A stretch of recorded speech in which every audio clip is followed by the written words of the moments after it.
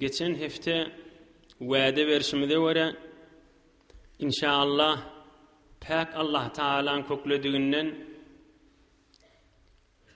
şuun kıyıcıdan meylek ta Allah Teala'nın aydan vaktine çeli tamam peygamberlerin, tamam evliyaların, ulamaların ve tamam insanların başının tacı olan behter-u mehter server serdar alem rahmeten lil alemin Muhammed Mustafa Muctebel Muhtar sallallahu aleyhi ve sellemin inşallah Allah Teala köklediğinden kamilrak suratına ol serverin, ol başın, ol rahmetin yaşayışından, zindagi namasından hizmetine de yetirir inşallah.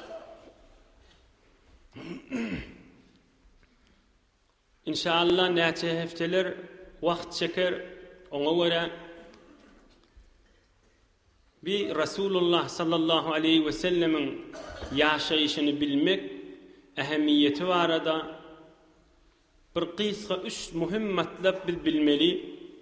İnşallah bireme vaktimiz alsa da onun hizmetine de yetirmek bir vazife. Resulullah sallallahu aleyhi ve sellemin yaşayışını bilmekte, zindagi namasını bilmekte, Resulullah sallallahu aleyhi ve sellemin öz başına düşen yağdaylarda bir mühim himmemizin bir hükmen bilmeli de atlamadı var. Deslapsa ey mümin Müslüman doğalla, ey cevan doğasla, ey imanlı doğalla, aziz pek dinimizde imani zatla, inanmalı zatla açık näme digini pek dinimiz aytiye. Bula bir. İkinci amali zatla, edmeli işle, bedenin menen, malın menen, vücudun menen etmeli işle ve onunla açık aydıp beriye din. Üçüncüsü ahlaki zatla, onunla dinimiz açık aytiye, gümmer yammar bolsa olamal, bolmasa olmalı vurun yok. İnhe şocre Resulullah sallallahu aleyhi ve sellemin yaşayışı da kamil açık. Ay bir vaqta bir işler etipdir, näme diga bilinmedi, näme diga belli olmadı diýilýän bir ýagdaý yok. Hewr gemla taşy. Hewr bilinmedik ýagdaý yok. Ey dostlar, boljak zat däl haşy başga insanlara. Pikretden görün, bir adam eneden dünya gelmeke te dünýeden geçip mübarek kabrına jaýlanyny dagda hem bir ýagdaýlaryny bilmek bir boljak zat diýe bir adamyň kyny. Yerin ýüzünde tuly taryhy beşerde, tuly taryhy insaniýetde birje şahsyň belli. Tafip bilse tafatyn insanlar. Başardy zaklatyllar. Başardylar bir insanyň tamam biografiýasyny çykaryp, tamam ýaşaýyşyny çykaryp, zindigisinin hususi ýagdaýlaryny başardy bilip bilasyllar. Boljak zat däl. Hiç wagtda insan akly kabul etmeýär. Emma Resulullah sallallahu aleyhi ve sellemin tamam ýagdaýlary açyk. Beýdipdir, şeydipdir, beýle bolupdyr, şeýle bolupdyr, açyk ýagdaý. Enemiz Hazreti Aişe Siddiqa radıyallahu anhadan sorapdyrlar. Ya ummul müminin, ey musulmanlaryň enesi, Resulullah sallallahu aleyhi ve sellemin ahlagyndan aýt diýipdirler. Enemiz Aişe aýdypdyr, kana huluquhu el-Qur'an. Men yeke näzire sana inipdir. Resulullah sallallahu aleyhi ve sellem on ahlagy Qur'an-ı Kerim'de diýipdir. Bismillahirrahmanirrahim. Alhamdan başlayas. Ta kul auzu birabbin nas'ın ahirine çeli. Qur'an-ı Kerim Resulullah sallallahu aleyhi ve sellem'in ahlağı diýipdir. Yani bir Qur'an-ı zinde. Qur'an-ı Kerim'de iman-ı salih, amel-i salih, i'tikad-ı salih, ahlak-ı salih insanlara ders berýär mi? Şoň zindesi Resulullah janipdir. Bir surati, bir misal, bir şoň öz ýaşaýyşy kamil Qur'an-ı Kerim'in tefsiri, Resulullah janyň ýaşaýyşy. Ondan çirim Hazreti Ali ibn Hüseyin Zeynul Abidin radıyallahu anh aydiye Hazreti İmam Ali radıyallahu anh'un ağtığı İmam Hüseyin canın oğlu Zeynul Abidin Kunna nuallimu magaziyen Nebi sallallahu aleyhi ve sellem kema nuallimu surata minel Kur'anil Kerim. Biz şagirdlerimizde Kur'an-ı Kerim öğretişimiz yanık Resulullah sallallahu aleyhi ve sellemin yağdaylarını öğretiyorduk. Hatta Resulullah sallallahu aleyhi ve sellem cenglerde kafirle bilen bolyan yağdaylarını dağda oğlancıklamızda alham kuluvallah öğretişimiz yanık öğretiyorduk diptir. Bila deslap buyurun. İkincisi ey dostlar, ey savatlı dostlar, bir murabbi, bir baş, bir uluqon, bir ene, bir ravanşinas, ya bir her bir reştede bir baş olan adam bolsa, aya bolurmuş şol adam öz muvaffaqiyetini, mesela sen verziş edecek bolsan palan yolun bol, son men murabbi oldum, uluqon adam oldum, şu tüysül verziş ettim. O bundan aşını hayırlanyan. İnni şol adamın başka yaşayışından hayırlanıp bolyamy? Oğlun uşağı barada, enatalığı barada, meriz vaqtın, pulun bağ vaqti, pulun yok vaqti, yok, oları bilmiyor ol adam. Bir däne bir muvaffaq bolan zady var, şoňa görä tejribesini aýtdy. Ya her kim bolsun. Emma Rasulullah sallallahu aleyhi ve sellemin ýagdaýy, dikkat edin. Bir Allah Taala onu bir mukaddes edinsen, mun özüň bir kudsiyeti bolansan, nuraniyet, bereket, rahmeti bolansan, ruhaniyeti bolansan, meriz ýagdaýy bolsa, Rasulullah jan näzir emişdik meriz wagtynda, ondan ders alyp bolýar. Sag wagtyň ders alyp bolýar. Pulun ýok, garyp wagtyň ders alyp bolýar. Malyň ba wagty ders alyp bolýar. Oğlun uşagyň ba wagty ders alyp bolýar. Yetimlik çekdiňmi? Ders alyp bolýar. Uluqon baş boldyňmy? Ders alyp bolýar. Öýüňe ýetimi? Ders alyp bolýar. Şäheriňe ýetimi? Ders alyp bolýar. Keşweriňe ýetimi? Ders alyp bolýar. Dünýä boýunça padşahmyň? Ders alyp bolýar. Üstüňden bir gözläp duranma şägirtmiň? Ders alyp bolýar. Ustatmyň? Ders alyp bolýar. Ahunmyň? Ders alyp bolýar. Muallimyň? Rasulullahdan ders alyp bolýar. Her bir ýagdaý bolsun. İnşallah öwde ýaşaýyşdy görersiňiz, her bir ýagdaý bar bolsa insanyna Rasulullahdan hut şu ýagdaýy geçiripdir. Ay mene oğlun uşagyň barmy? Rasulullah'nkyda bar. Çağıjygyň aýyrlymy? Rasulullah'nkyda aýyrlypdyr. Gyýdyň barmy? Hawa oğlun uşagy bolmadymy? Ýok, Rasulullah'nkyda bolmandyr. Gyýdyň barmy? Hawa oğlun uşagy barmy? Ba, Rasulullah'nkyda bar. Her bir ýagdaý bolasyn. Aya bir insanyny bir taflydyk gatmyşy, hi bir kelle sygýan gatmyşy. Kellek sığmıyor. Min Allah Teala rahmetul lil alamin edip iýeripdir. Tamam bereket edip iýeripdir. Ulgu edip iýeripdir. Ondan çürüm Allah Teala kudret kelamyny aýdýar. Laqad kana lakum fi rasulillahi uswatun hasana. Men Rasulullah'ın musulmanlara ulgu edip koydum dipdir. Ulgu boljak bolsa hemme ýagdaý ba bolmaly bolýar. Bir de Rasulullah sallallahu aleyhi ve sellemin biter bir gen bir özünün bir mucize ýagdaýy. Ondan çürüm olurlykan eşdiýänsiňiz. Aýa Rasulullah sallallahu aleyhi ve sellem şeýle azizde bolsa, şeýle bir bereketli adamda bolsa, hi eşitdiňizmi? Ýaşaýyşynda Jibril ferişten ganatyna ýapşyp uçup ketip beremişdik diýip eşitdiňizmi? Eşitdiňärsiňiz. Ya Mekke-i Mukarremeden Medine-i Munawwara'ya gidenne Jibril ferişten ganatyna ýapşyp barp Medine'ye barp gonyp durmy. Eden nädir? Çün insanyň ýaşaýyşy ýaledip, insanyň gynçylyk çekýän wagtynda o da çekipdir. İnsanyň horluk ýagdaýyny o da çekipdir. Narahaty wagty gözlerinden ýaş akdyrypdyr. Hoş wagtynda gülüpdir. Hemme ýagdaýlary çün insanlara ders bolsun we çün insanlara ulgu bolsun diýip Allah Taala on köplerçe ýagdaýlaryny zol uçup beren, zol bir aňyrda berdi gonyp beren ojruk etmändir. Rasulullah janyň ýaşaýyşyny atdy insanlyň ýaşaýyşy ýalyp geçiripdir. Elbetde ýaşaýyşyna mucizekan, kerametlikan, bereketlikan oňa gurrun ýok. Ýöne derkul ýaşaýyşyny Allah Taala atdy bir insanyň ýaşaýyşy ýalypdyr. Täýinki biz insanlara ders bolar ýaly. Indi bir de Rasulullah sallallahu aleyhi ve sellemin ikilenji bir ýagdaýyndan bilmeli zadymyz. Ondan çürüm ulamalar aýdýar. Bir adam ulamalyň muhr basıp aýdan zadyşy. Bir adam kafir bolsa, Rasulullah sallallahu aleyhi ve sellemin zindigi inamatını, yaşayışını başından ayak okuysa, eğer aklı var olsa Müslüman bolar deyiptirler. Okuyayım men.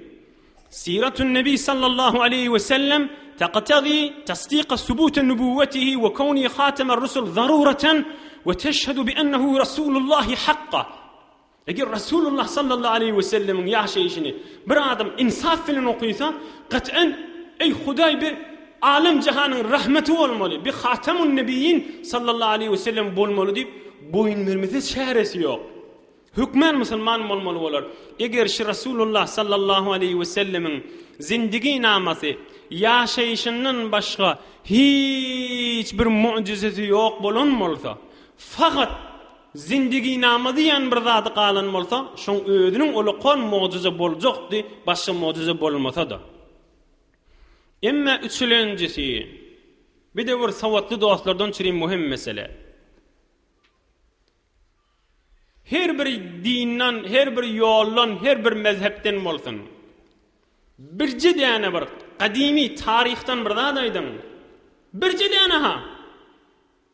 Şon tarihi gurrunları senedi dakik bolsun. Tarih okuyalan yanına murede kabul olsun. Mutlaka in dakikterin senet fakat Resulullah sallallahu aleyhi ve sellem zindigi namasında var. Hiç bir hokkusuz aydılıp duran kepa. Kaygısız tahkik edin, kaygısız gözleyen, kaygısız soran. Hazreti Musa, Hazreti İsa, Hazreti Adam, Resulullah sallallahu aleyhi ve selleme geliyençe bir peygamber ki idine düşerlerde ba tamam gurrunları midenne bilen senet yok, yöne ağız ve ağıza geliye şoma mengdeşti. Ol peygamberlerin şe'nini bir etek etmek değil ha. Ama Resulullah canın öz başına bir mucizesi. Yani hesabını çekin. Müslüman adama Resulullah'ın sözünü ödüyor. Son Resulullah sallallahu aleyhi ve sellem aydıptır. Men kezebe aleyye muteammiden felyetebevve mek'adehu minen nar. Resulullah sallallahu aleyhi ve sellem aydıptır. Her kim men aytmadıklarıma ayttı deyse, her kim men etmediği işimi etti deyse, her kim menne yok yağdayı bana yapsa, mena cayim cehennem deyip teyyarlanıversin deyiptir. Müslümanlığına iyini edivedi. Resulullah sallallahu aleyhi ve sellemin aytmadıklardan ayttı deymege, onun zabanan lalliptir on adamla. Resulullah sallallahu aleyhi ve sellemi övcek bolup, övünden iyinden yalandan gurrun yaplamağına, ol bir nemedat haram zat. Mutlaka haram. Resulullah sallallahu aleyhi ve sellemi senetsiz beydiptir, şeydiptir, övcek bolup, beydiptir, şeydiptir deyip övcek bolup gurrun koşmak, aziz dinimizde tamam ulemaların hükmü haram zat. Çünkü dini İslam'ı özünden koştuğu oluyor. Resulullah'ın zindigisini özünden koştuğu oluyor. Biz Resulullah sallallahu aleyhi ve sellem'in şeyini aydılacak gurrunlarını inşallah biz de kıyamet yakamı yadımıza salıp hiç vakti Resulullah sallallahu aleyhi ve sellemi yalandan övecek bolup, övünen izinden yalguruk bekleyip, onu ovadolacak bolup, inşallah emin bolup, senetli gurrunları hıtmatını da yetirer, üstüne övünü da koşamart inşallah, hiçbir gurrunu. Bütün Müslümanlığın hemmesini bir arada korkulur üstüne koşmaz. Emme kafirlan yağdayı. O kulağasın ahir gurrun şişi vardı, o hem siratın gurrununa geyreyli. Kafirla savatlı hilleri bitin biliyeli, çünkü ilmi tarih var, ilmi tarih bir senedi kabul ettiye. Misalına edip vereyim. Resulullah sallallahu aleyhi ve sellem bir üç tane misal. Qari Hira gittiyenmiştik, 10 günden 15 günden öwürlük gelyenmiştik. Basavat kafirla yok baba yalan demeyeli. Näme diyeli? Bu gurrun çın, emme onu bir yoruyeli, tevil etiyeli. Özü bir yalandan bir zat. Mesela kafirlan aytyan zat için auzu billah. Hop gittiyenmiştik doğru diye. Näme deyip doğru diye mesela. Son senede tarihi qavi burun. Amma onu yala nauzu billah. O Muhammed bir asabi adammıştık. O vardı cıdam yemiştik. Halvet etyenmiştik. Gittiyenmiştik. Qarahirada yatyenmiştik da deyip kafirlan aytyan kefiş.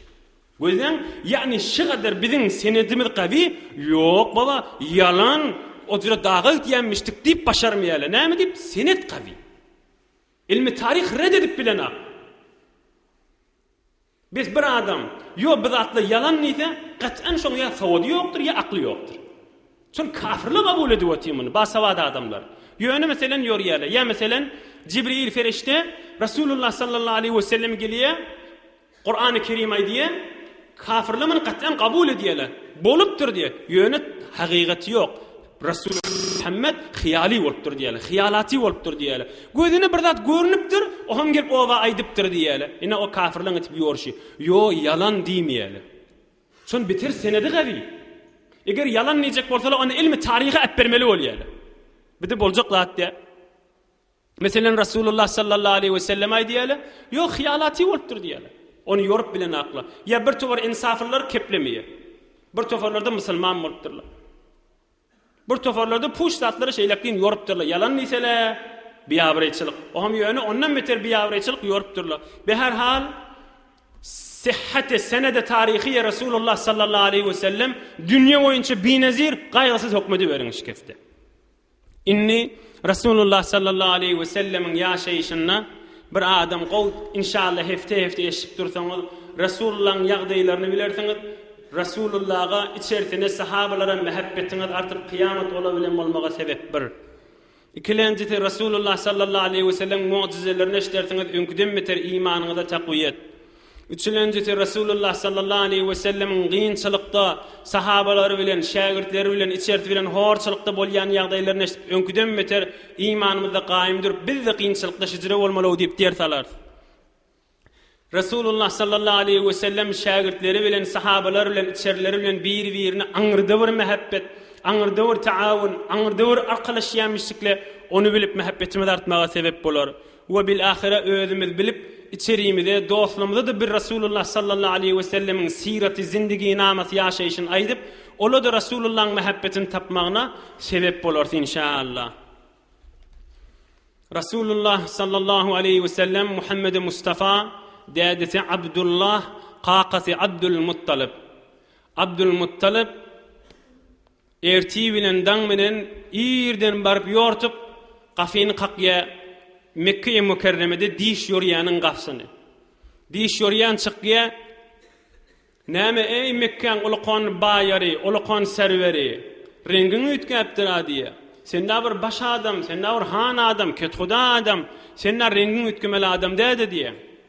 Onay aýtmaş onu ötün aşym bir diş gördüm ýüregime sygmanly diýe. Kim diş görýär? Abdülmuttalib, Rasulullah janyň qaqasy. Ohum näme diş gördüň diýe. Onu dişimde ötün akşam dişimde gördüm bir bağ men gapdarymdan çykýa. Bağ ösýe barıp asmanlara gaşyn çykýa. Ohum şahalary ýaýrýa, bir taraf gün nogor tarafy, bir tovar gün matar tarafa. Ohum heyran galmaly da şo bağ bir ýalfyldaýa, ömrümde ojuruk günnimin ýagtylyk göremek. Yeni de bir geňzady, şo bağ lehze be lehze hem iğni, hem boyu, hem nuri köfelýe. Zol köfeltu. Hem iki gapdallyn, hem göňe, hem nuri köfelýeti. Yeni bir şo dişimde göňören zadım, şo bağı Arap bolsun, Arapdan başga millet bolsun, hemme şoňa hormat goýýar. Yeni bir gören zadım şo dişimde, şo bağa men owamdaky adamlar şonlara ýabyşyp durlar. Yeni bir tofor verdim, şu ovamın adamları eline paltalıp şu bağı çapçık bolýarlar. Men heyran galdım şoňa diýip 5-6 däne geň zatba men şu dişimde diýip diş ýorýany Abdülmuttalib görüň aýdypdyr. Onu o diş ýorýany aýdypdyr. La in sadaqat ru'yaka la yakhrujanna min sulbika rajulun yamliku al-mashriqa wal-maghriba kada fi sahih as-sirah li ibn Abbas li ibn Ilyas. Onu o diş ýorýany aýdypdyr. Ey Abdülmuttalib diýipdir. Eger sen şu dişiň dogry bolsa, senden bir adam önjek, meşrik magrib, günnogor günmatar bitin ýeriň ýüzüniň padşasy boljak diýipdir.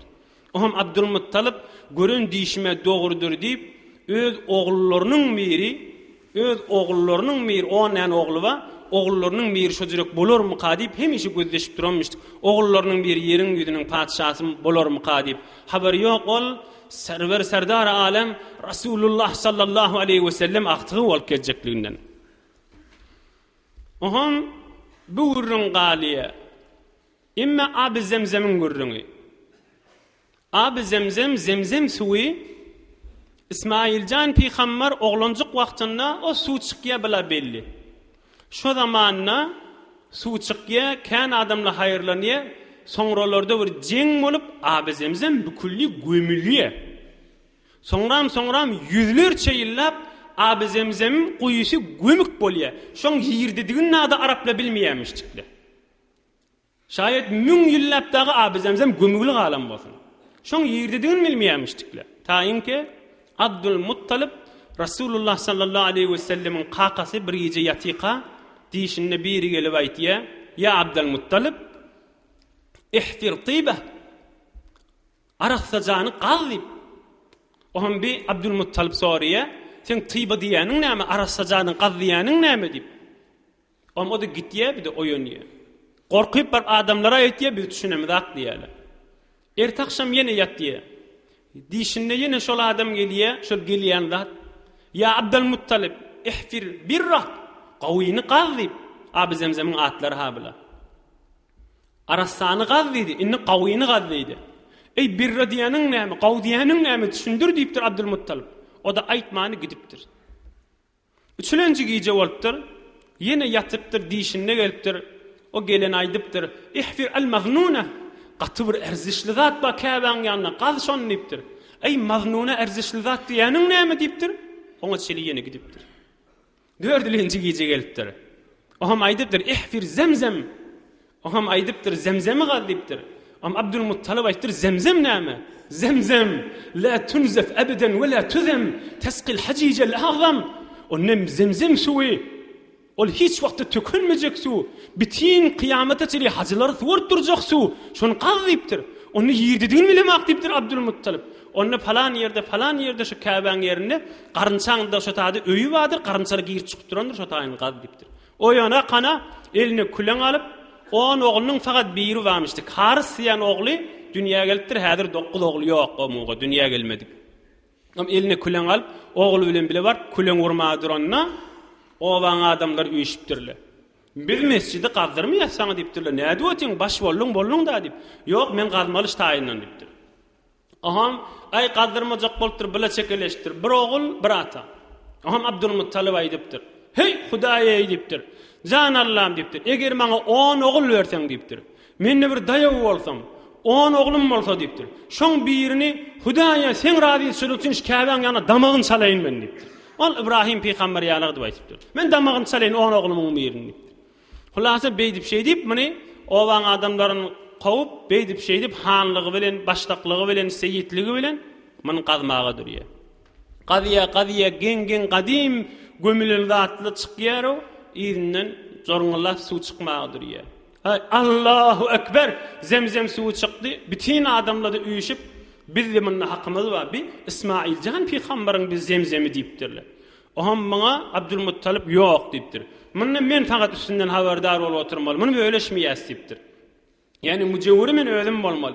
Ama bir neçe gurrunlardan sonra o bana adam size boyun alıptırlar bolýa deyip. Oham bu oğlu bile abi zemzemin suwunu çıkarıp kaptanın havuz becerip bütün hacıla gelip de abi zemzem suwundan içmeletip koyýar. 5 ikinci İnne şu zamanı çeli bir abi zemzem içip bäs Resulullah sallallahu aleyhi ve sellemin kakası olan Abdülmuttalib abi zemzem kuyusunu qadıptır. Şondan mer gömlenakta elhamdülillah bütün alam jahanı suwarıp duran abi zemzemdir. Oham bir abi zemzem mardı birce urrun aydın Resulullah sallallahu aleyhi ve sellem gurrun o asli urruna girer. Yani peygamberimiz aydıptır.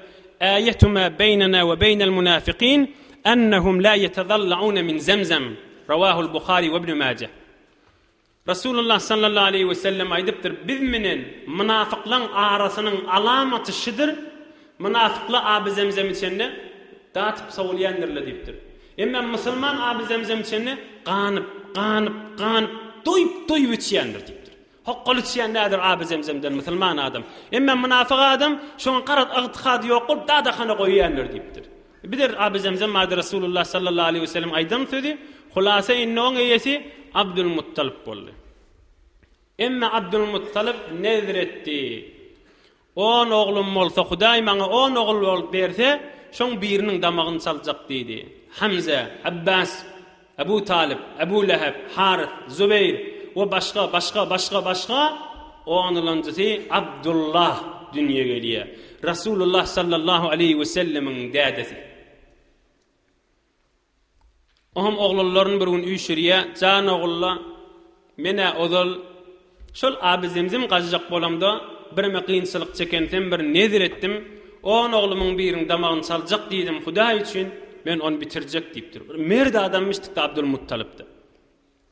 Ohum oğullara ayıptır, bolya deyiptir, on oğlunun birini nezir intikab edecek deyiptir. Ona çare yok, qurra çekeydin deyiptir. Qurra da kime çıksa, şonu bir kabul edeyim deyiptir. Oğullarının hemmesi bolya deyiptir. On qurra çekmeli olanda, Abdullah, in oğullarının kiçisi, hem de qavusu olansan, Abdülmuttalip açık aytyamıştık. Ay, cahan Allah'ım, Abdullah çıkma varsın deyip. On Qur'an çekerlerine Abdullah çıkıptır bir de. Ay, Abdullah çıktı deyip, mert bolmalı men deyip, onu kon bıçak alıp, Abdullah da kişici olan elini tutup süyreptir. Hör kəvən yana deyiptir. Damağın salmalı olayan ten deyiptir. Yüreğin lep dağ basıp ben damağın salmalı nedir ettim deyiptir. Hey, oğlan adamlar turuptur. Hey, beytme. Sen beytsen yeni bir bizirdat nedir eder örer. Oğlumun damağın salacak diyeri örer deyip, sen etmemin yok deyiptir. Men damağın salmalı deyiptir. Yohum Abbas, ol Hazreti Hamza'nın doğulları, burada hemmesi üyüşüp yerli, ay dede bana etme bir yol tafaylı, beytme sen deyip, Abbas, o kişicik oğlancık kıçıvallar Abdullah'ını çekip, ayağının eteğinden hakkayt ayağı bilen basıp damağın salacak bolup duran olmalı. Çekip alıp, şol Abdullah'ın yüzüne yara düşüptür, sonram dağda te dünyeden geçiyança Abdullah'ın yüzünde yara bağdı diyada. Bir her hal, Abdülmuttalib'i razı etip bilmeyendirle men damağını salmalı deyiptir. Ohum bila ovan adamsı üç baydıptır, bir beytmey deyiptir. Falan yerde bir bilimli alim adam ma, yür şona gengeşeyle, şona neymi hükmetse şona dahil deyiptirle. Ohum bolya oğulları neyse adamla üyüşüp, şu bilyen adama varttırlar. Ola adam aydıptır, qov dikkat edeylin. Bütün tarih kitaplarda baş aytyan gurrunlar, senetli gurrunlar, hal aytdım gurrunları. Ola adam aydıptır, siz şu damağı çalacak diyen oğlunuz bir tarafta koyun, bir tarafta da 10 nane diye koyun deyiptir. Ohum qurra çekin deyiptir. Eğer diyeleri qurra çıksa, onu 10 nane diyen damağını çalın, şoň tarafına diye hesap bolar, fidye hesap bolar deyiptir. Emma oğlana çıksa deyiptir. Yine bir 10 diyen arttırın, 20 diye etten qayta qurra çekin deyiptir. Ohum diye çıksa 20 diyen damağını çalan, diye çıkmasa yeni bir 10 diye arttırın, 30 diye bir taraf, Abdullah bir taraf. Hulasamın bolya deyiptirler. 10 diyen bir tarafta koyuptirler, Abdullah'ın da bir tarafta koyuptirler. Qurra çekiptirler, Abdullah çıktır. Yani Abdullah'ın damağını çalmalı. Bu bolmadı. Yeni bir 10 diyen arttırtırlar, 20 diye. 20 diye bir taraf, Abdullah bir taraf. Qurra çekiptirler, yine Abdullah çıkıptır. Abdullah'ın damağını çalmalı. 10 diyeni yine arttırtırlar. 30 diye bir taraf, Abdullah bir taraf. Yine qurra çekiptirler, Abdullah çıkıptır. 40 diye Abdullah çıkıptır. 50 diye yine Abdullah çıkıptır. 60, 70, 80, 90, 100 diye. 100 diye bir tarafta, Abdullah bir tarafta. Qurra çekiptirler, 100 diye çıkıptır. Bütün emmesi begenişip, qıygırışıptırlar. Ayl maksadına yettin, 100 diyen damağını çal, Abdullah rahat boldu deyip. Abdülmuttalip yok deyiptir. 3 gödek qayta qurra çekecek, üçüsünü de diye çıksa men 100 diyen damağını çalayım, qovuryan oğlumun tarafından deyiptir. Yine qurra çekiptir, 100 diyak çıkıptır. Yine qurra çekiptir, 100 diyak çıkıptır. İnni oldu deyiptir de. 100 diyeni diyen damağını çaldırıp, 100'ünü qurbalık edip, alan inqi herkiminki deyip, inhe bir de Resulullah sallallahu aleyhi ve sellemin Abdullah diyen diyadesi damaq çalınmadan qalıp, ol 100 diyeni diye on tarafından qurbalık ediliptir. Emmen Abdullah ulollu. Birime ulalıp, Abdülmuttalip oğlu Abdullah inkiçi oğlu. Aham bir Abdullah bir ovadan, qav dikkat edin. Biter bir ovadan oğlan, biter bir yüzüge nurlu oğlan bolansan, kan mana Mekke-i Mükerremen qiyizleri mana zol muzahim bolýamışdyklar. Men menen izdivac etdi. Aham bir Abdullah'a qiyinçiliklar düşýänmişdik. Ýöne Abdullah diýänmişdik. Nikah bolsun men aleyhin diýänmişdik. Yani şu wagt häzir aziz din gelmäke, ona fitrat zamanı ýyly. Onu da aralarına bağmıştık. Meselen gyz oglan men özüme akt etdim diýmeli, erkek oglan men kabul etdim diýmeli, iki tane şahit bolmaly. Olay diýmişdik Abdullah, dogurca ýyl ortasyna nikah bolsun, men alaýyn diýmişdik. Yani bagışlaňyzyň agy mubtala bolmandyr. Rasulullah sallallahu aleyhi ve sellem aýdýa, mübarek sözüni okuýaýyn. Lem ezel unqalu min aslabit tahirin ila arhamit tahirat. Hidreti Adamdan meri ta enim Äminen rahmine gelýänçe men zina bilen geçemek diýipdir. Halis arassa Adamdan arassa rahme geçendirin. Arassa Adamdan arassa rahme. Arassa Adamdan arassa rahme ta gellim Ämine gelýänçe hiç Hazreti Adamdan meri men üçin haram eme ýokdur diýipdir. Be her hal Maňa bitin gyýdylar zatly habarat diýen Abdullah da ýok diýipdir. O hem Abdülmuttalib oglunyň elinden tutup Wahab diýen adama baryp onda gyýdyň Äminen men ogluma berjekmi? Berjek. Iň Mekke'de bir bir hanawada bir hayali edepli afifeden ana ine Ämineni Abdullah jüftleýäle. Geňlatçy tahi bitin tarih kitaplarda bar. Inni Mekke'ň gyýdylary Abdullah hiç zat diýen akla. İzdiwaj bolandan soňra. Abdullah heyran galypdyr. Esim Mekke'ň gyýdylary nimzahym bolan akla. Oham Abdullah aýdypdyr, ahir biri öňünden çykypdyr. Hi inni maňa habar atýanyňyz ýok diýipdir. Onu ozen ana näme diýipdir. Bilmeýäs näme dinligini. Sen Ämine bilen izdiwaj etmäkäň, sen maňlaýynda ýüzüňde bir nur bady. Hemmemiz şoňa aşykdyk diýipdir. Emma sen izdiwaj edenden tam ýüzüňde o nur ýok diýipdir. Yani Rasulullah sallallahu aleyhi ve sellemin nuru odal Abdülmuttalib demişdik. Sonra Abdullah geçipdir. Abdullah'dan Ämineň rahmine geçipdir. Wezife amanatyny bitiripdir, tamam bolupdyr. Ämineň rahmine geçipdir. Inni Abdullah öňki ýüzüne maňlaýyna nur ýok diýipdir. Haqqy açyk aýtypdyr gyýdylar. Öňki nur ýüzüňde ýok, bu düşünemezak diýipdirler. Faraqaka an-nur allazi kana ma'aka bil ams falaysa li bika al-haja. Dünkü nur sen maňlaýynda ýüzüňde ýok diýipdirler. Asa sen gerekkä bize diýip açyk aýtypdyrlar gyýdylar. Şol mübarek nur inni Äminen rahmine geçti. Be her hal Abdullah 25 ýaşa baranna bir ticaret etýärler bilen Medine-i Munawwareň aňyrtynda bir ýerik tijarete gitýärler.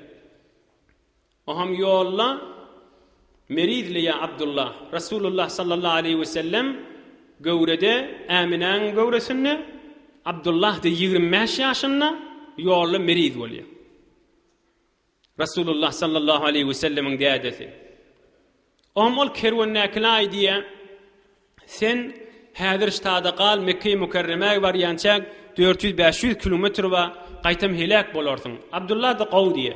Men ştada Medine-i Munawwarede daýlanma diýe, daýlar şu Medine-i Munawwarede şolaň arasynda galaryn diýe. Ňam şu daýlaryň arasynda galýa. Oham kerwen Mekke-i Mukerremäge gelýär. Abdülmuttalib gow berýän ogluny kerwanyň öňünden çykyp görjek bolýar. Görse ogly ýok. Hene men oglum Abdullah diýe. Onda meriz boldy. Medine-i Munawwarede galy daýlarynyň ýanynda diýe.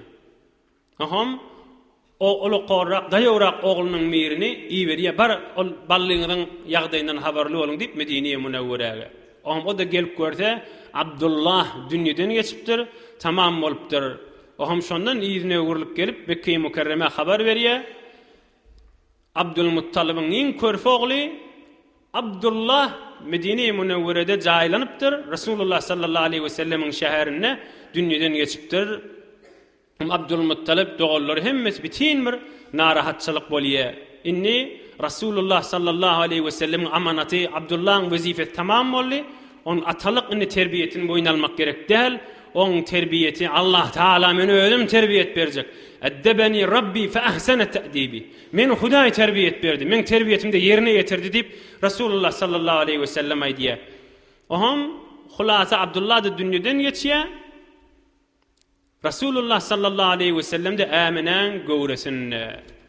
Emma bir ulaqan waqia bolýar. Şonu hytmatyňyza getirip inşallah Peýgamber kokladygynyň inni kefte Rasulullah sallallahu aleyhi ve sellemin dünýäge gelişinden görüň eder. Oham ahyrkyra gullerinde Äminen gowresinde ka Abrahan gurrungy bolýar. Yemenin padşahy. Yemenin padşahı şu hacı wagtlaryna Suriye nämiş adamla kirwon bir ýere gitýär diýe Abraha Suriye. Om ýanyňdakiler aýdýar. Ol Mekke-i Mukerremede Beytullah we şoňa haja gitýärler diýe. Onda näme çyk beyt daş ýerleri musafiret çykyp berip men özüm bir taýdawr olakon gowzat bejereň meger nämeden oň sahtymany nämeden onda daşdan diýerler. Om üstünün parçasy nämeden atdyş nezri parçalardan ne? Onu bolýar. Gyzyldan, kümüşden, behterin zatlardan men gowy bir öý bejerer istada onu melek oňa gitip bermeň diýer. Zor bilen bolsa adam saklar. Bir awadan öý bejerýär. Meselen ibadatxana o kıbla bolmaly, Kabe bolmaly. Aham adamlary da hükmen şoňa gaşyň gelmeli.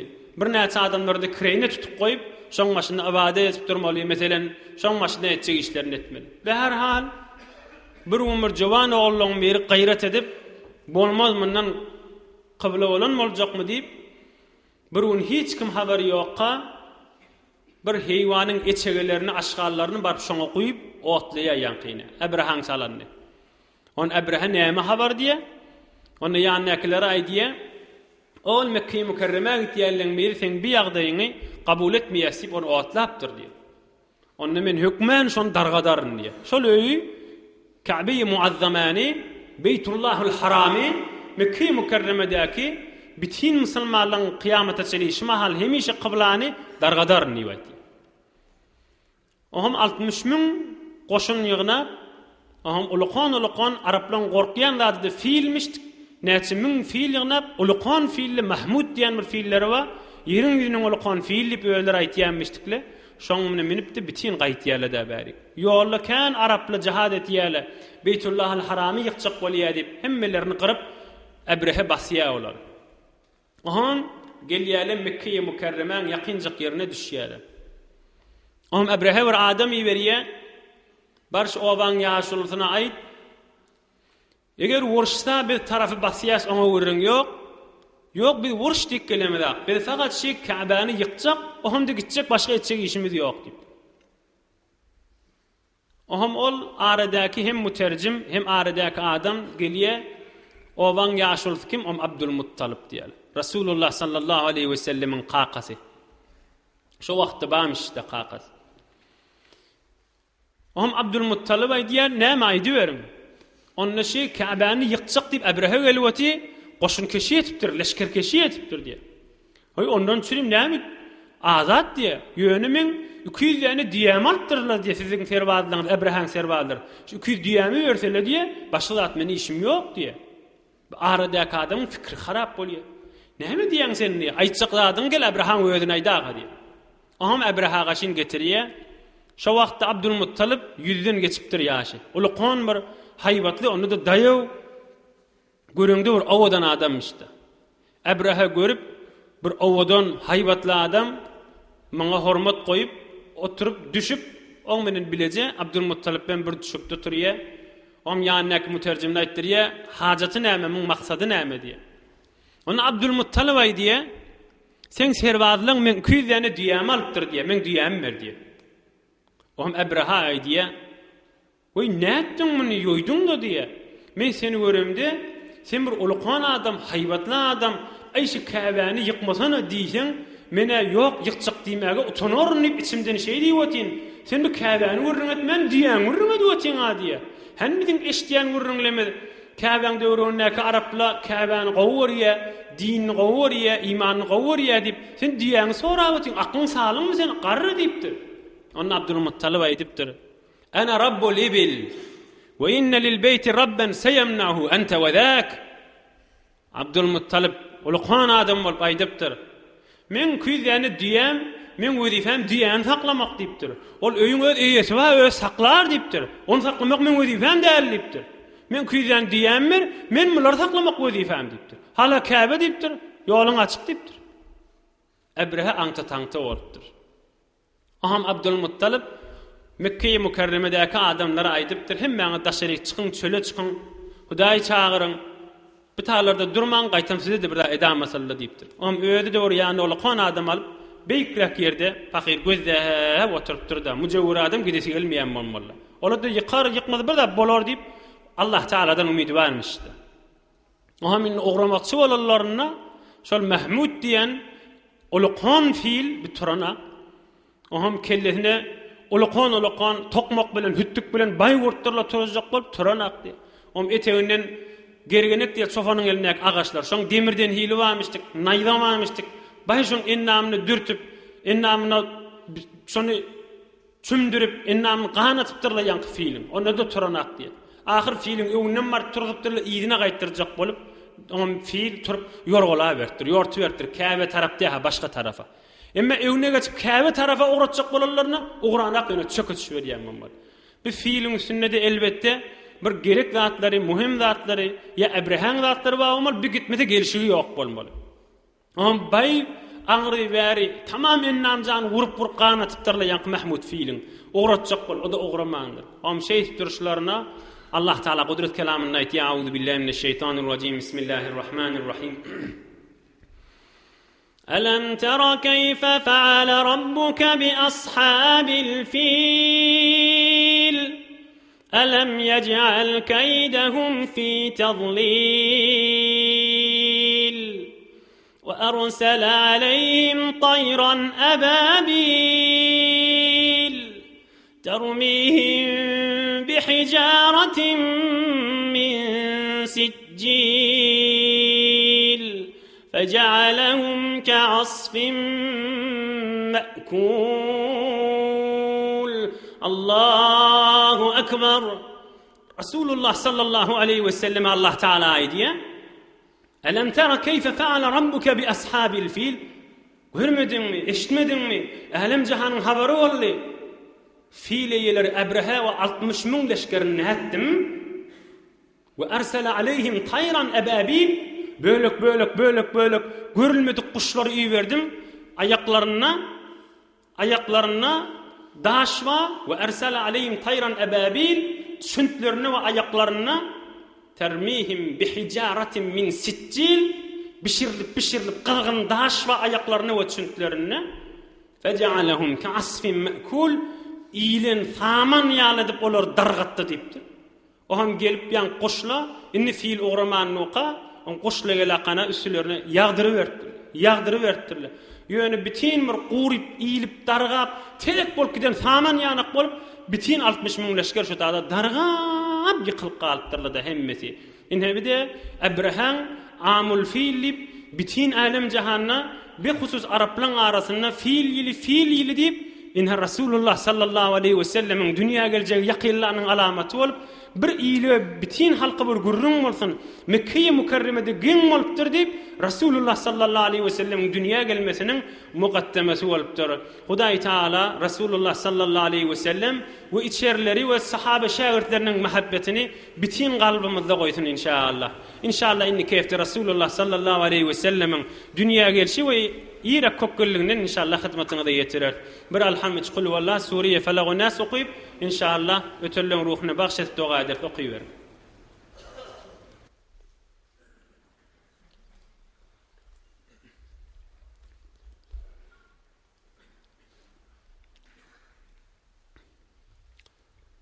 Subhan rabbika rabbil izzati amma yasifun ve selamun alel murselin velhamdülillahi rabbil alamin. Haladahun ilahi amin. Yol misaliye ilahi amin. Bir neçe hatmi tehlil, hatmi tesbihli de var. İlahi amin. Amin ya erhamer rahimin.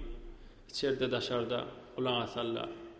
Yurdumuz parahat, vatanımız emniyet, ağlı birlik, iman avreyda. İlahi amin. Amin ya mucibed da'ava. Amin ya qadiyel hacat. Merizlerimize şefa, güziyerlere kuvvet. Dostun elinden tutup anasla toyla ol. İlahi amin. Amin ya erhamer rahimin. Amin ya mucibed da'ava. Resulullah canın hurmatına, evliya enbiyaların hurmatına. İlahi amin. Ya qadiyel hacat. Ya mucibed da'ava. İlahi amin. Amin ya erhamer rahimin. Amin ya erhamer rahimin. Amin ya erhamer rahimin. Amin ya Allah. Amin ya mucib rahmetke ya erhamer rahim. Gayrat edin. Dostumuzu yadınızdan çıkarma.